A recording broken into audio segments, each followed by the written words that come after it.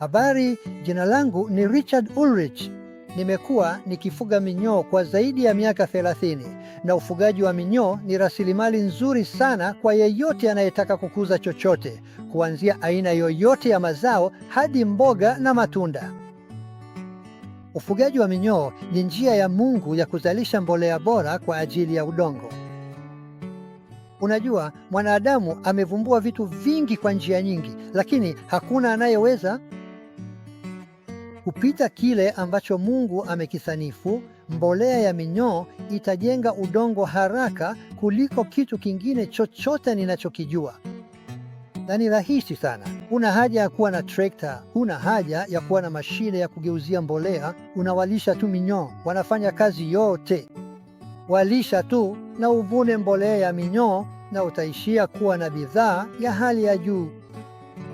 Ufugaji wa minyoo ni njia ya Mungu ya kuongeza thamani ya udongo wetu, kuongeza msongamano wa virutubisho katika chakula tunachokula na kuleta afya njema kwa watu.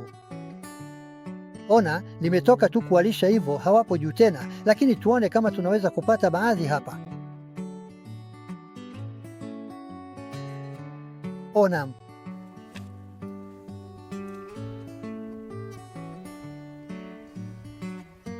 Sawa, nitaelezea jinsi ya kufuga minyoo wekundu wa California. Minyoo wekundu wa California si minyoo wa ardhi wa kawaida. Wameumbwa kula uzito wao wenyewe kila siku. Ikiwa una pauni 10 za minyoo, unahitaji kuwalisha pauni 10 za mada hai kila siku.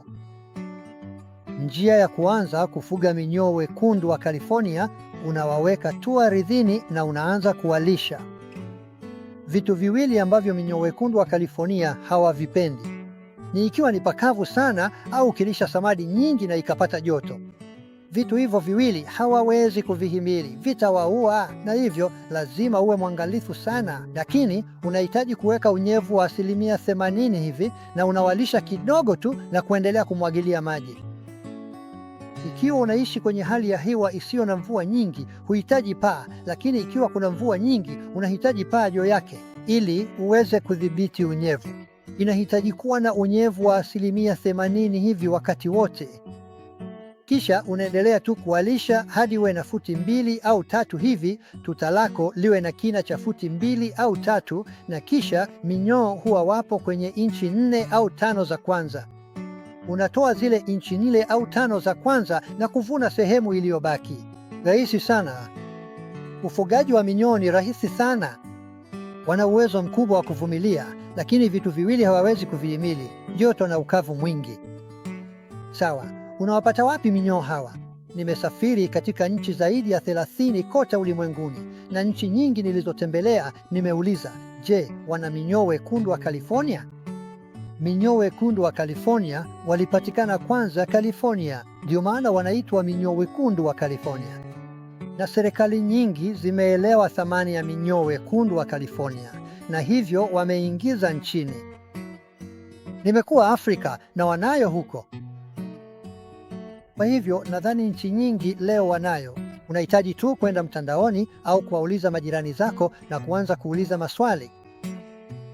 Sawa, mbolea ya ng'ombe ni mbolea nzuri, lakini ukiitumia kila wakati unaweza kupata fosforasi nyingi kwenye ardhi yako. Faida ya kulisha minyoo mbolea ya ng'ombe: utazidisha faida mara 3, thamani yake angalau mara 3, na unaweza kuweka kiasi unachotaka kwenye ardhi yako au mimea yako. Kwa kweli, kwa miaka 30 iliyopita nimekuwa nikipanda mbegu zote za bustani yetu kwenye mbolea safi ya minyoo, kwa sababu inafanya mizizi yote sana